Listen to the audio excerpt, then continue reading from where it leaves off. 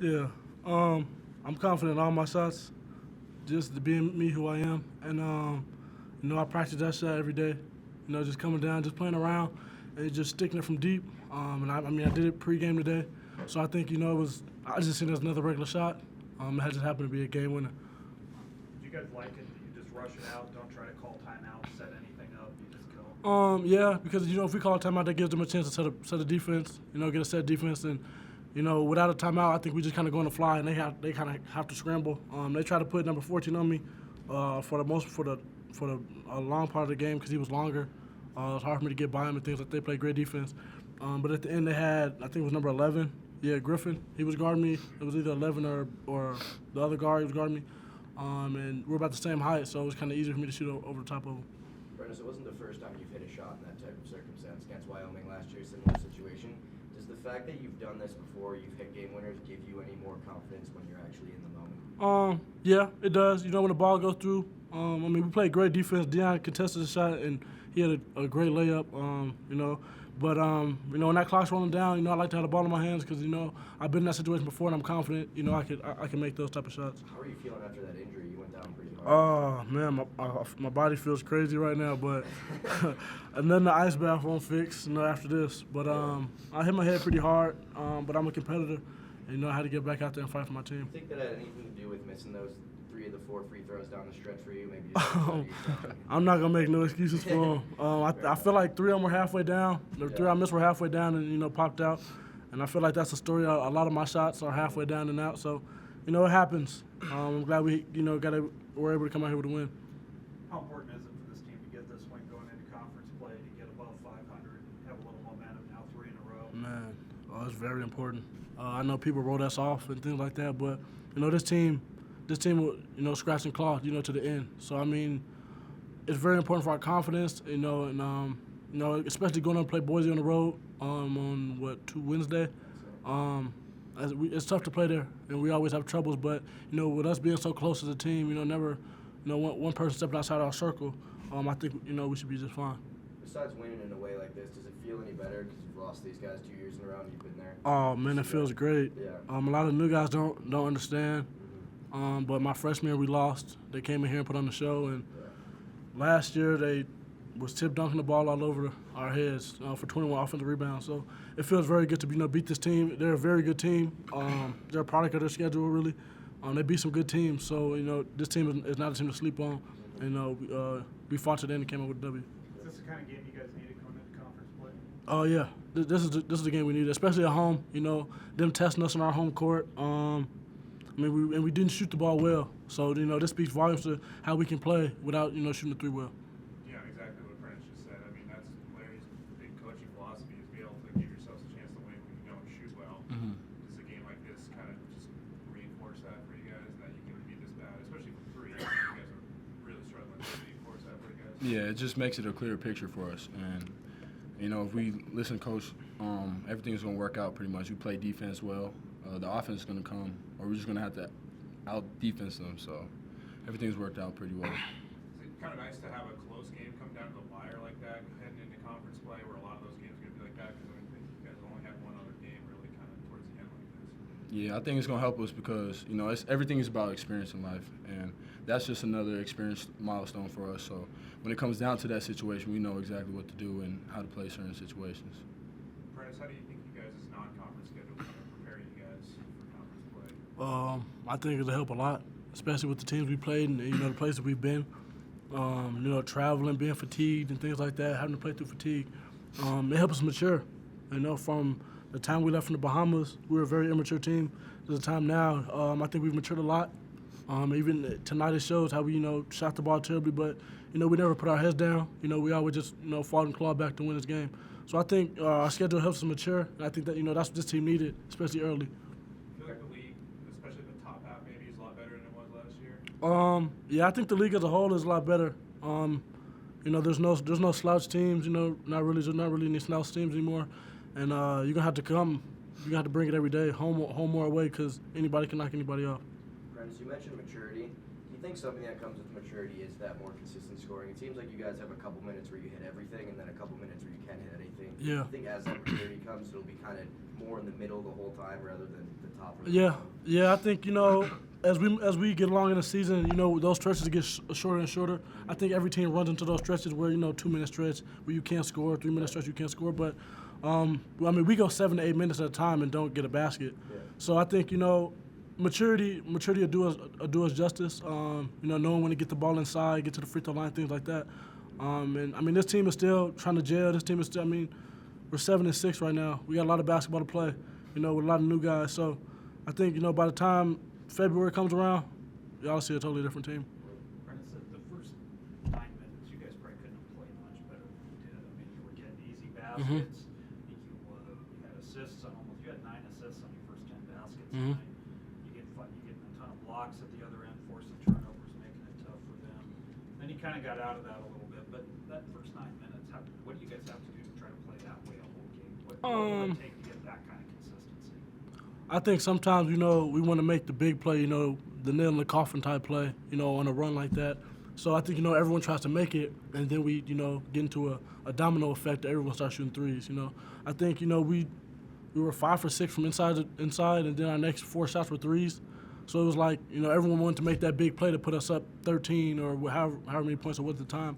And, we just got to get away from that. Like I said earlier, maturity will help us. Work the clock down to the last 10 seconds and get a layup, or get fouls, things like that. Just don't turn the ball over. And maturity will help us down the road. After that dry spell, that you went 9 minutes playing well, go to a dry spell. It happens right after Quan's done. Long Beach calls a timeout. What's the atmosphere in huddle there? What's the conversation going forward? Really, it's just keep your foot on their throats. Because for the longest part, they couldn't score or they were getting free throws or whatnot, but we were getting transition and getting layups and things and cuts and assists and things like that. So in the huddles, we just try to preach the board, play defense, be off to the goal, which we struggle with at times tonight. But for the most part, it's just keep playing hard, and then we run the lapses where we might get tired and things like that. So I think going forward, we got to keep our momentum going into timeouts and coming out of timeouts. That's our biggest problem in my eyes right now is coming out of timeouts. So, we'll just, get back to the drawing board and get better at it going into Boise. Dion, you made just as many threes as all the starters combined tonight. When they start missing them, especially late in the first half, is that a conversation in your mind or with coaches or other players? I got to step up and I got to shoot some threes, or are those two that you made just stuff that comes your way? I think it's just everything is just playing the role and playing the game. Wherever the game gives you, whatever, I guess the position I was in, I was open a couple times, and I'm confident in myself to make certain shots. And when my team's not playing well, I'm trying to work hard and try to get any basket I can get, but it comes down to it that we play together, and they help me out. I got my first 2 baskets, I think, were assists from Che or something like that, and that helped me out a lot. For either of you guys, usually this team rely on the free throw ball exceptionally well. Whether it's late, whether it's throughout the course of the game, not a great free throw shooting night. Is that something you pay attention to, or just got to roll with it? I just think tonight was one of them nights from the free throw line. I shoot close to 90% from the line. I missed 3 ones down the stretch, which is uncharacteristic. But you can miss free throws, and as long as you defend on the other end, you'll be just fine. And that showed today. So I think, you run the nights like this, you run the bad shoot nights, you run the bad, free throw nights, things like that. But if you can't rebound and defend, and I feel like, you have no chance in this league, or, in college basketball in general, and tonight we rebounded and we defended, and that's why, we had the outcome we had. So I think this, wrapping up the preseason, you name me teams in our league that would have won at Missouri State, at New Mexico State, the way Tulane played that night, Florida State, at Arkansas or at Oregon. Any of them, who would? So we won the games we had to, and our team's moving along just fine, and we've been able to practice, and that's made a huge difference. You see it in Dion and the whole team. How much different would your feeling going into conference be had you lost it? Had that shot knocked on? Yeah, that's a fine line. It would have been. I told Steve Barnes, whatever happens, our team is really starting to grow. It really was. It really is. Yeah, I feel just fine. That ball's chance of going in. Did you see the shot, the replay? I mean, good gosh. So yeah, it's nice. I probably wouldn't be in the mood I'm in right now, but we've made progress. That was the best we played all year. I really believe it. That first 9 minutes was really, really good basketball by you guys at both ends of the floor. Is that kind of, when you talk about this team having a high ceiling, maybe closer to what they can really do? Put it all Yeah, together? I mean, before JD and Prentice hit that game winner, we were 3 for 23 from the three, and we were still able to hang in there. And you know, I'm sure he didn't start 2 of his starters. He put 5 guys in at once. He's a great coach, so I think we caught him a little bit flat early, and they're a really good team. I'd challenge anybody to have a better record than them in our league with the 18th or 15th toughest schedule in the country, that being Long Beach State. I mean, they've just had a murderous. But I look at our league, and we're 85th, 87th toughest schedule in the country, and you've got Air Force, you've got Wyoming, you've got Fresno, you've got UNLV at 300 plus, all of them. So we've obviously had the most brutal schedule, and I'm proud of how our guys have responded to 3 games in a row. As you go into conference play, is this where that schedule maybe starts paying off for you now, though?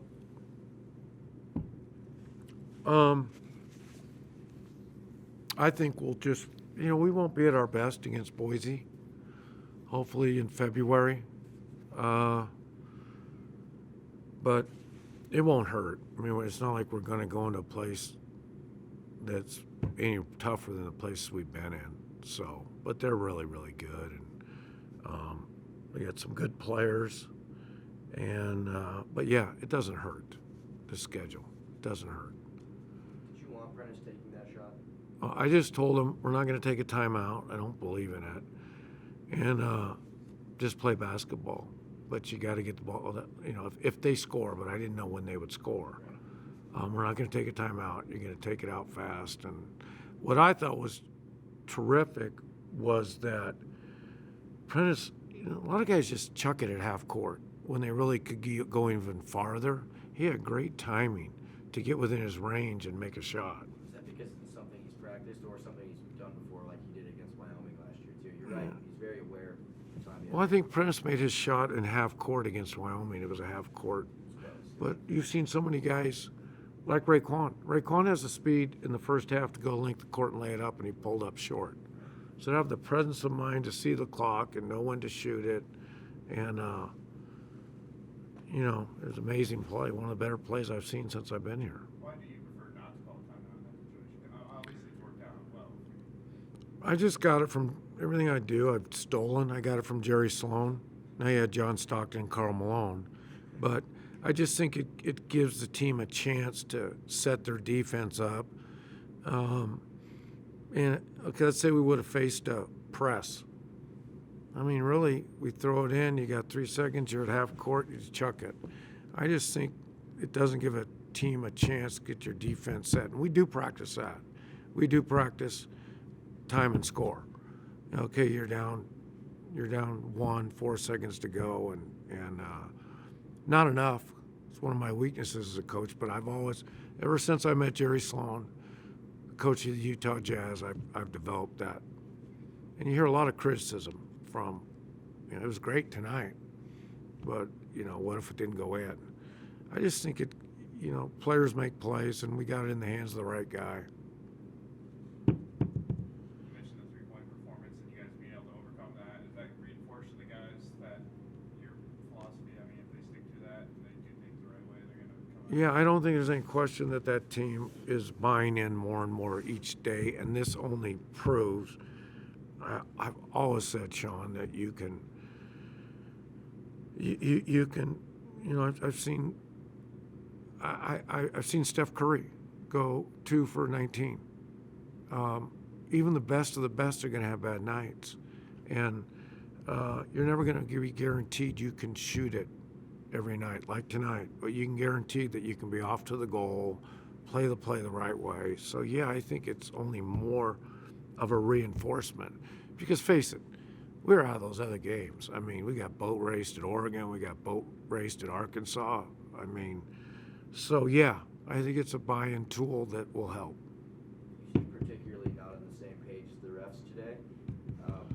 Yeah, I don't understand. First of all, they dribbled it out of bounds. They didn't call it. I'll bet my salary on that because I'm not that old. And then all I did was scream, he dribbled it out of bounds. I didn't curse or anything. Well, at halftime, Dave Hall, the lead official referee, came up to me and said, be careful, these guys are ready to tee you. And I go, for what? For holding them accountable? Because I'm just warning you. So I think they came out pretty determined to understand it. It's a tough game, and I kept thinking, okay, this is going to cost us the game. But I did think that we were going downhill a little bit. And I did think that technical pumped some life into us. I don't know, maybe that's just my wishful thinking, but I thought we started, okay, coach is going to fight for us now. I mean, that's where this team's at. Somebody's got to show them that you got to fight for it. And I was thinking, we're changing, we're playing better after that. But I just didn't. We were down 4, weren't we? Yeah. And then that play I drew for Prentice, you got to give me credit for that. So